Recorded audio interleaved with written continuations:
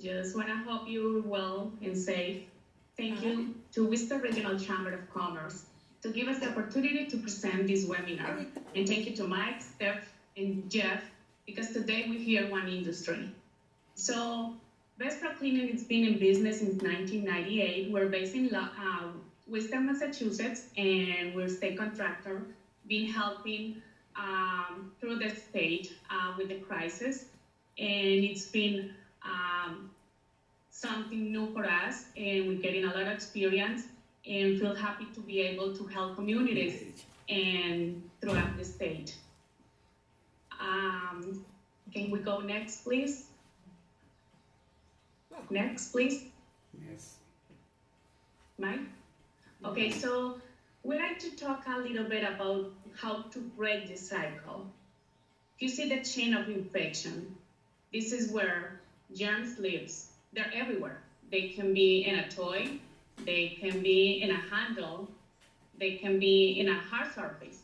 So this is where we have to identify where the infection, the virus is, and keep washing our hands is number one.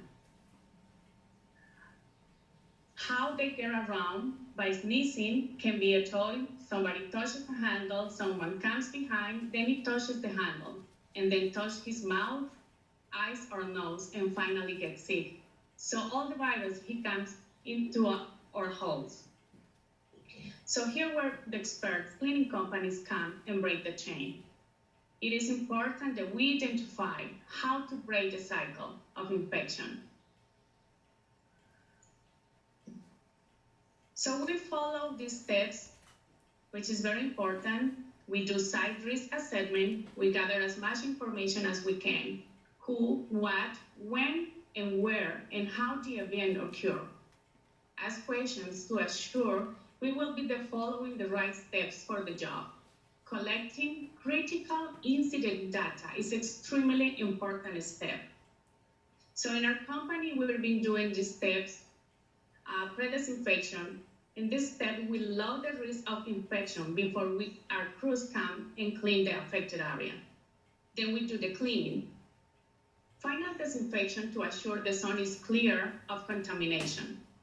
Last, post-final assessment, which is a quality control step. Here we document all the tasks done to the site job. By following these protocols, it's safe for the customers and our employees. We make sure our customers is satisfied with the job done by our company. Can we go next, please? Next. So I want to talk a little bit about PPE. Here we have some real pictures from our company. Recently, we've been doing since the crisis started. So PPE is a personal protective equipment. It's all equipment which is intended to be worn by a person at work and which protects them against risks to their health or safety.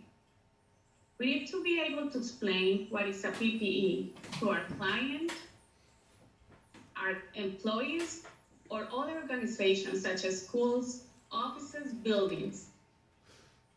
The PPE provides us a barrier against skin, mucous membrane, or respiratory exposure to infection agents. Can help also to prevent spread of the contamination. Limitation of PPE does not eliminate the hazard. Changing of gloves frequently helps a lot. And not all PPE is created equal. Select the best PPE for the hazard and task. Extremely important, how to properly put on and take off PPE in a manner to prevent self and environmental contamination. Workers must receive training on demonstrate and understanding of PPE, as well as how to properly dispose of disposable PPE must be part of the plan, or if usable, ensure how to properly clean and decontaminate. I am sharing some real pictures from our company. If you can see in different tasks related to COVID-19, we have our crews cleaning and disinfecting as for prevention. The office was closed for more than a week, so we went and do a cleaning disinfection before they open for workers. We follow all protocols, but the right PPE was worn, such as N95 masks, disposable gloves, covered shoes, and head covers. In other situations we have where there was a confirmed case of COVID-19, so we got into the building with the right PPE recommended by CDC guidelines, including disposable Tyvek coveralls, respiratory face mask, minimum N95 required, safety goggles, disposable inner and outer gloves. Really important, always wash your hands. So the next panel, Mike, thank you. So we have here minimum PPE guidance, same as I mentioned before. Wash hands immediately after gloves are removed. Very important. And then we go next. So I want to talk a little bit about portable decontamination devices. Can we go next, Mike? This is related. So there are a variety in the market, such as foggers, sprayers, electrostatic or mister.